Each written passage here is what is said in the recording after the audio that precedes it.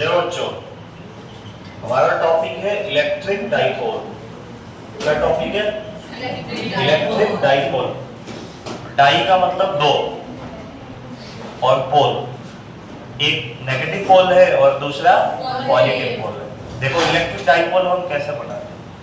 Electric dipole बनाने के लिए हम दो इलेक्ट्रिक चार्ज लाते हैं जिनकी पोलैरिटी अलग अलग होती है और मैग्नीट्यूड सेम होता है। जैसे हम -q और +q ले सकते हैं। -2q प्लस 2q ले सकते हैं। -3q प्लस 3q ले सकते हैं। कंडीशन ये है कि इन चार्जेस का मैग्नीट्यूड सेम होना चाहिए। जैसे हमने -q प्लस q लिया है तो भाई -q का जितना मॉड है उतना ही किसका होता है? +q का होता है। -2q प्लस 2q है, मतलब -2q का मॉड और +2q का मॉड दोनों का मैग्नीट्यूड सेम होता है। उसी तरीके से -3q का मॉड और -4q का मॉड, इसको बंद कर लो, मैग्नीट्यूड इसका भी सेम होगा। कंडीशन समझ में आया? चार्जेस का मैग्नीट्यूड सेम होना चाहिए और पोलैरिटी डिफरेंट होना चाहिए। क्लियर है?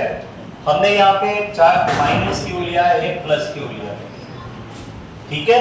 मैग्नीट्यूड दोनों का देखो, कंडीशन हमने लिख रखा है -q और +q सेम होता है। उसके बाद क्योंकि डाइपोल की स्टडी आप हायर स्टडी में पढ़ोगे, सिरेमिक इंजीनियरिंग के अंदर इसकी बहुत डिटेल में स्टडी होती है, तो ये मॉलिक्यूलर लेवल की बातचीत होती है, ठीक है। और मॉलिक्यूलर लेवल पे डिस्टेंस कितना होता है? एंगस्ट्रम में होता है। तो यहाँ भी चार्जेस के बीच का जो डिस्टेंस है वो एंगस्ट्रम ऑर्डर का होता है। एंगस्ट्रम मतलब 1 एंगस्ट्रम का मतलब होता है 10⁻⁻10 मीटर। इस रेंज का डिस्टेंस चार्जेस के बीच में होता है। समझ में आई बात? तो हमने -q लिया, +q लिया, इसको बहुत ही स्मॉल डिस्टेंस पे सेपरेट कर दिया। कैलकुलेशन पर्सपेक्टिव से हम लोग इनके बीच का डिस्टेंस 2a लेते हैं ताकि अगर डिवाइड करना हो तो वही हम डिवाइड इसको कर पाए। कैसे? a और o के बीच का जो डिस्टेंस है वो a हो गया और बचा हुआ डिस्टेंस भी a हो गया। ये o पॉइंट डाइपोल का सेंटर कहलाता है। ये मिड पॉइंट होता है +q और -q का। क्लियर है? -q +q और सेंटर को जोड़ने वाली जो इमेजिनरी लाइन होती है उसको एक्सियल लाइन बोलते हैं। क्या बोलते हैं? इस एक्सियल लाइन पे आपसे इलेक्ट्रिक फील्ड कैलकुलेट करने के लिए बोला जाएगा, इलेक्ट्रिक पोटेंशियल कैलकुलेट करने के लिए बोला जाएगा, तो न्यूमेरिकल्स वगैरह फ्रेम होते हैं। क्लियर है? तीसरा पॉइंट, इस एक्सियल लाइन के परपेंडिकुलर जो लाइन होती है उसको इक्वेटोरियल लाइन बोलते हैं। क्या बोलते हैं? इक्वेटोरियल लाइन बोलते हैं। ये भी बात पता लग गया। तो यहाँ देखो बच्चों, इक्वेटोरियल लाइन अगर मैं ड्रॉ करूं तो ये वाली जो लाइन है ये कौन सी लाइन होगी? इक्वेटोरियल लाइन होगी, ठीक है। Axial line, equatorial line. चलो इसको लिखो।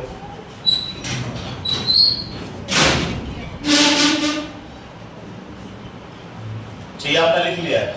नेक्स्ट है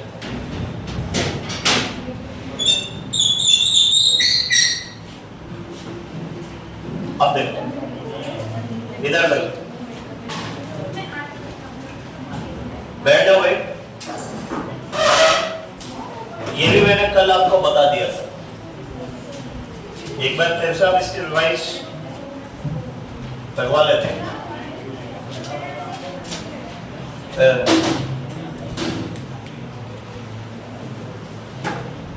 देखो डाइपोल में अगला टॉपिक है electric dipole moment.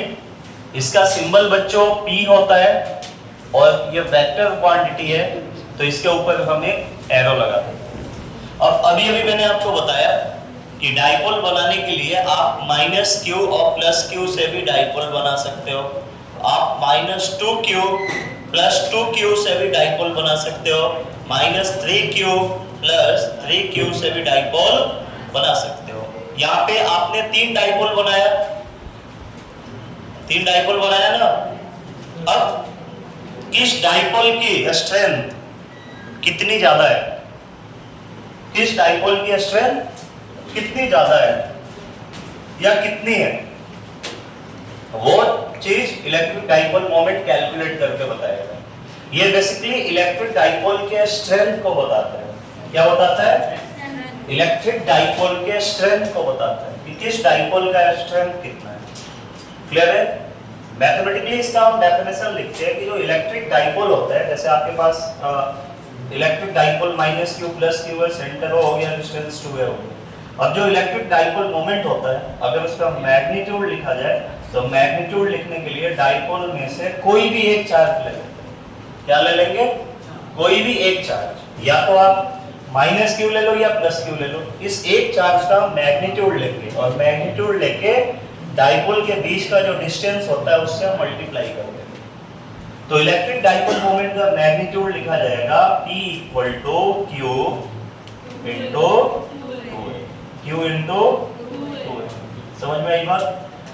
Electric dipole moment is equal to product of magnitude of any charges with distance between them. कोई भी एक चार्ज ले लो और दोनों चार्जेस के बीच का जो डिस्टेंस है उससे इसकी आप मल्टीप्लाई कर लो। क्लियर है? क्योंकि वेक्टर क्वांटिटी है तो वेक्टर फॉर्म में भी इसको लिखना होगा। तो देखो, आपको मैंने पढ़ा रखा है क्लास 11 में कि मान लो a कोई वेक्टर है तो इसके पास दो चीजें होगी, एक तो इसका मैग्नीट्यूड, ये क्या हो गया mod ऑफ a, और दूसरा इसके पास क्या होगा डायरेक्शन, एक है। उसी तरीके से इलेक्ट्रिक डाइपोल मोमेंट एक वेक्टर क्वांटिटी है तो q × 2a क्या हो गया इसका मैग्नीट्यूड, q × 2a क्या हो गया इसका मैग्नीट्यूड, और p कैप क्या हो गया डायरेक्शन। अब चूंकि p कैप डायरेक्शन है तो इसको डिफाइन भी करना होगा। तो कन्वेंशनली हमने इलेक्ट्रिक फील्ड का डायरेक्शन +q से -q की ओर एज्यूम किया था लास्ट क्लास में। ऐसा किया था बाय कन्वेंशन, हमने इलेक्ट्रिक फील्ड को +q से -q एज्यूम किया था। तो जब फील्ड को +q से -q एज्यूम कर लिया तो डाइपोल को तो +q से -q नहीं कर पाएंगे। तो इसका जो ऑपोजिट डायरेक्शन है -q से +q, इलेक्ट्रिक डाइपोल मोमेंट की डायरेक्शन होती है। ये कन्वेंशनल चीज है, इसको मानी गई है। क्लियर है? इलेक्ट्रिक डाइपोल मोमेंट की डायरेक्शन किधर से किधर होगा -q से +q। तो p कैप को हमने डिफाइन किया, हमारा p कैप है, p cap is unit vector. p cap क्या है? यूनिट वेक्टर, है ना, in the direction of -q to +q। Clear है? अब देखो भाई p का फॉर्मूला क्या होता है? p = q × 2a। बताओ q का SI यूनिट क्या होता है? कूलम, कैपिटल C, और 2a डिस्टेंस है। डिस्टेंस को किसमें मेजर करते हो? मीटर में। तो SI unit of electric dipole moment is coulomb metre. इसको सेंटीमीटर रेंट मत करना, सेंटीमीटर में C छोटा m छोटा होता है, कूलम मीटर में हमने C बड़ा लिखा है, m छोटा लिखा। तो SI यूनिट कूलम मीटर हो जाएगा। CGS यूनिट, भाई कूलम को हम लोग ESU या स्टेट कूलम या फ्रैंकलिन लिख सकते हैं। ESU electrostatic unit, state coulomb या फ्रैंकलिन लिख सकते हैं, और मीटर को क्या लिखेंगे? सेंटीमीटर। तो हमने लिख रखा है ESU सेंटीमीटर। और DY, साइंटिस्ट का नहीं, इनके नाम पर हम DY भी देते हैं, इसका सिंबल कैपिटल D। क्लियर है? इसका जो डायमेंशनल फॉर्मूला है डाइपोल का क्या हो जाएगा? देखो, कूलम मीटर। ठीक है, हम लोग सिंपल सबसे पहले डायमेंशन निकालने के लिए लिख देते हैं mLTA। ओके, कूलम चार्ज है, चार्ज का डायमेंशन कितना होगा? 80 पावर 1 और मीटर का डायमेंशन 1। भाई इसका देखो मास तो है नहीं तो ये 0, तो इसका dimension m0 L1 T1 A1। और इलेक्ट्रिक डाइपोल मोमेंट एक वेक्टर क्वांटिटी है, अभी अभी आपको बताया, और इसकी डायरेक्शन किधर से किधर होती है? -q से +q। ये लिख चुके हो या लिखना है? लिख लिए हो? अब इसको लिखो, इसके ऊपर थोड़ा सा कोई प्रॉब्लम नहीं। मतलब थ्योरी हमने लिखने को दिया कौन टाइम में। हाँ लिखो, यहाँ से लिखो, ये बिल्कुल बोर्ड का है। ऐसे धीरे धीरे हम लोग अपना रिकॉर्ड करेंगे ना तो सीख जाएंगे रिकॉर्ड। रनिंग क्लास की देखते क्या कुछ है। पॉज नहीं, इसको मैं यहाँ पे